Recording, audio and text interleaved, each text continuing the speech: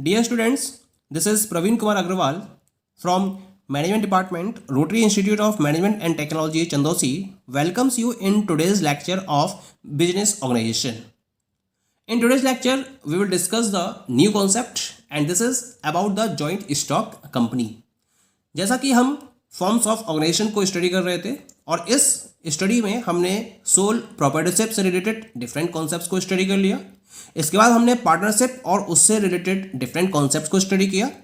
आज हम स्टार्ट कर रहे हैं third form of business organisation and this third form of business organisation is known as the joint stock company और simply a company. What is the concept and what is the definition of a company? पहले company के concept को समझ लेते हैं। Company होती क्या है? Company is a voluntary association of persons who contribute to its capital but their liability remains limited. जैसा पार्टनरशिप फॉर्म में था, पार्टनरशिप भी क्या थी? एक वॉलंटरी एसोसिएशन ऑफ पर्संस था जो अपनी कैपिटल को कंट्रीब्यूट कर रहे थे। यहाँ भी एक वॉलंटरी एसोसिएशन है पर्संस का। यहाँ भी लोग क्या करते हैं, यहाँ भी जो पर्संस हैं वो अपनी कैपिटल को कंट्रीब्यूट करके किसी बिजनेस को स्टार्ट करते हैं, लेकिन यहाँ इनकी जो लायबिलिटी है वो लिमिटेड रहती हैं। जबकि पार्टनरशिप फॉर्म में ये लायबिलिटी क्या थी? अनलिमिटेड थी। ये एक डिफरेंस है दोनों के बीच में। यहाँ जो बिजनेस को कैरी किया जाता है वो प्रॉफिट को अर्न करने के पॉइंट ऑफ व्यू से किया जाता है और इसके साथ साथ कंपनी को एक सेपरेट लीगल एंटिटी समझा जाता है। ये एक आर्टिफिशियल पर्सन होती है जिसका अपना एक डिस्टिंक्टिव नेम होता है, इसकी अपनी एक कॉमन सील होती है जिसके बेसिस पर ये इंडिविजुअल लेवल पर वर्कआउट करती है। यानी कि इसका सेपरेशन होता है, जो इसके ऑनर है और जो कंपनी है दोनों में एक सेपरेशन होता है क्योंकि ये खुद में एक आर्टिफिशियल पर्सन की तरह बिहेव करती है।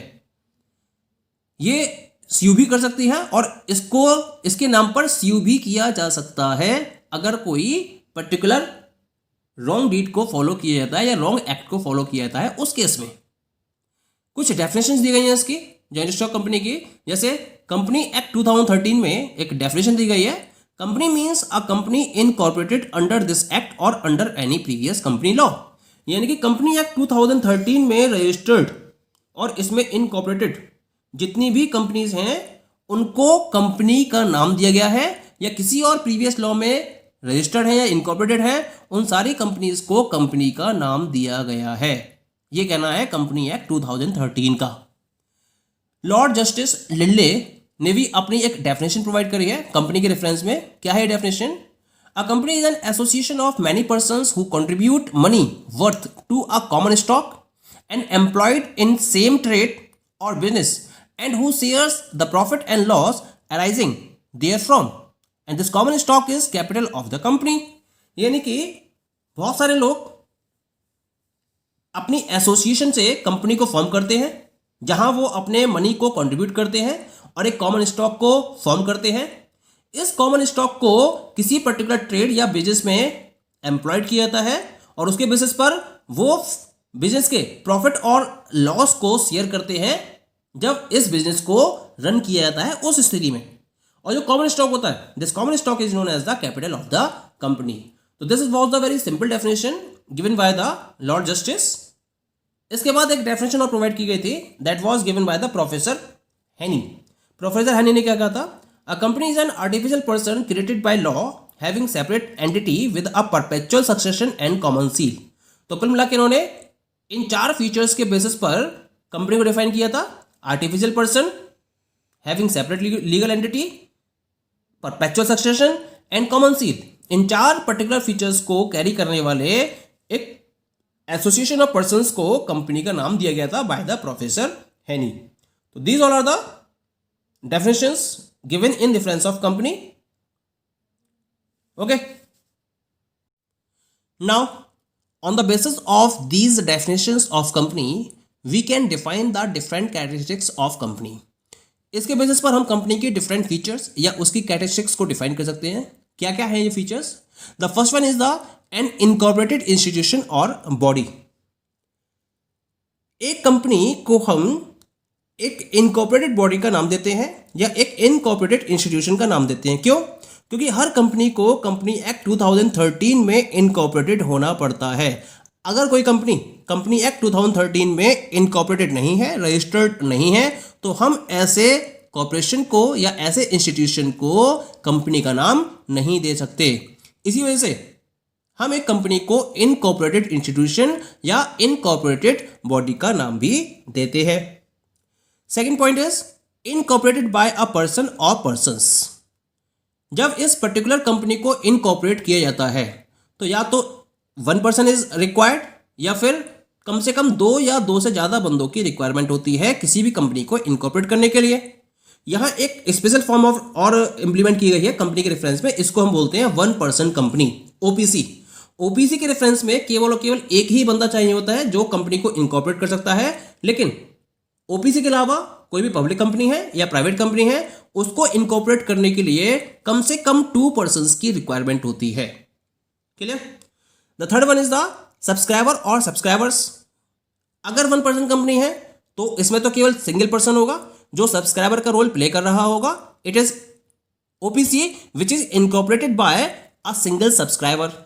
But in case of the private company, कम से कम प्राइवेट कंपनी में 2 सब्सक्राइबर्स होने चाहिए और पब्लिक कंपनी के केस में कम से कम 7 सब्सक्राइबर्स होने चाहिए उसके इनकॉर्पोरेशन के टाइम पर। यानी कि जब कंपनी को इनकॉर्पोरेट किया जाता है उस इनकॉर्पोरेशन के टाइम पर minimum number of subscribers required for private company is 2 and minimum number of members required by public company is 7। जबकि ओपीसी में केवल और केवल 1 सब्सक्राइबर की रिक्वायरमेंट होती है। Clear? The fourth point is minimum and maximum number of members. OPC में minimum भी 1 रहता है और मैक्सिमम भी 1 रहता है। अब बात करते हैं हम अबाउट द प्राइवेट कंपनी। अगर प्राइवेट कंपनी की बात करी जाए तो प्राइवेट कंपनी में कम से कम 2 मेंबर्स की रिक्वायरमेंट होती है और ज़्यादा से ज़्यादा इसमें आप 200 मेंबर्स को ऐड कर सकते हो। Maximum limit is of 200 members. लेकिन अगर मैं पब्लिक कंपनी की बात करूं तो पब्लिक कंपनी को स्टार्ट करने के लिए आपको कम से कम 7 मेंबर्स की रिक्वायरमेंट होती है, जबकि मैक्सिमम नंबर की कोई भी लिमिट नहीं होती है। अनलिमिटेड नंबर ऑफ मेंबर्स को आप पब्लिक कंपनी में ऐड कर सकते हो। This is about the minimum and maximum number of members. Next one is the artificial person. The most distinguishing feature of a company is that it is an artificial person created under the law. Company क्या है? Company एक artificial person है जो invisible है, जो intangible है और केवल एग्जिस्ट करती है in the eyes of law. It is a mayor abstraction of law.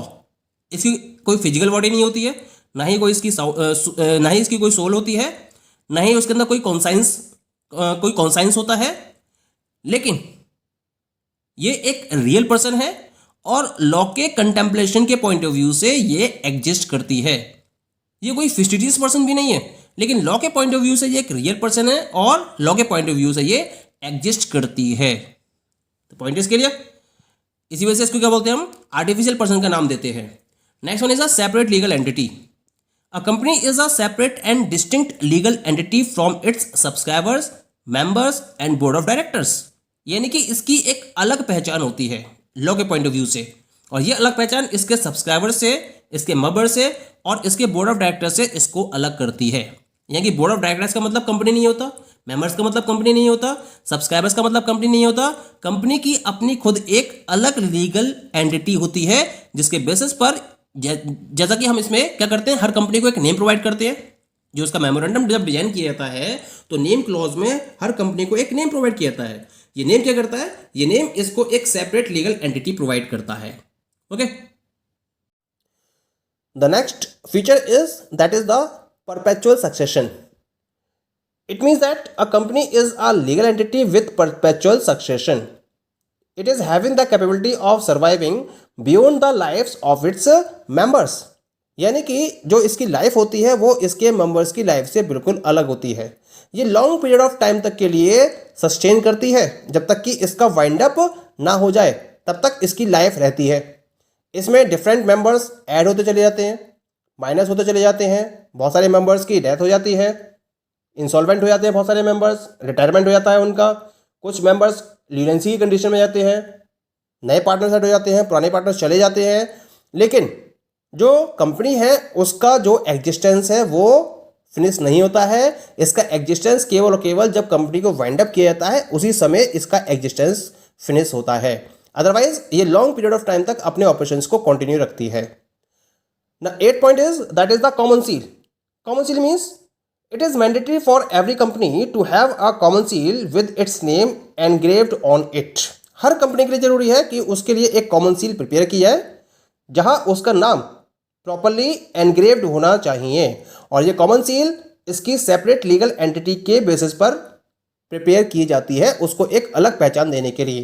यानी अगर कोई भी कॉन्ट्रैक्ट साइन करना है तो इस कॉमन सील के बेसिस पर उस कॉन्ट्रैक्ट को साइन किया जाता है और किसी भी डील को फॉलो किया जाता है। बस ये जरूरी है इसके अंदर कि कम से कम 2 डायरेक्टर्स के साइन इस पर होने जरूरी है, या एक डायरेक्टर और एक सेक्रेटरी के साइन होने जरूरी है, या जो भी टर्म्स एंड कंडीशंस है उसको फॉलो करते हुए उस कॉन्ट्रैक्ट पर कॉमन सील का होना कंपलसरी है। Next one is the limited liability. जितने भी मेंबर्स हैं कंपनी के अंदर हर किसी की लायबिलिटी क्या होती है, लिमिटेड होती है। यानी कि जितने उन्होंने शेयर्स कंपनी में ले रखे हैं वहां तक की उनकी लायबिलिटी है। जो शेयर्स की अनपेड अमाउंट है उस अनपेड अमाउंट तक के लिए जो कंपनी के शेयर होल्डर्स है वो लायबल होते हैं। बाकी और किसी भी पर्टिकुलर रिस्पॉन्सिबिलिटी के लिए जो शेयर होल्डर्स है कंपनी के वो लायबल नहीं होते हैं। इस वजह की लायबिलिटी क्या हो गई, that is limited. The last one is the share capital.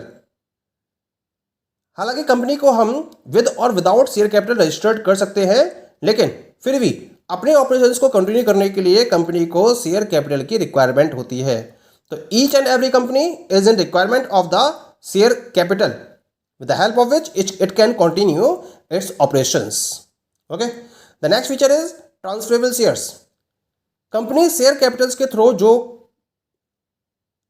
Amount arrange करती है उसको 2 तरीके से अरेंज करती है, एक तो इक्विटी शेयर कैपिटल और दूसरी preferential share capital.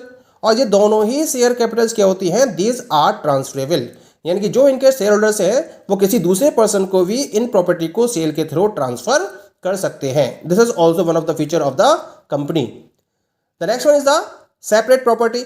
Separate property का मतलब क्या होगा, कंपनी की जो प्रॉपर्टी होती है वो इसके ऑनर की प्रॉपर्टी से बिल्कुल सेपरेट होती है और इस पर केवल और केवल कंपनी का ही अधिकार होता है। कंपनी के ऑनर्स का या कंपनी के मैनेजर्स का, बोर्ड ऑफ डायरेक्टर्स का या कंपनी के मेंबर्स का कंपनी की प्रॉपर्टी पर कोई भी राइट नहीं होता है। इस पर केवल और केवल कंपनी का ही राइट होता है।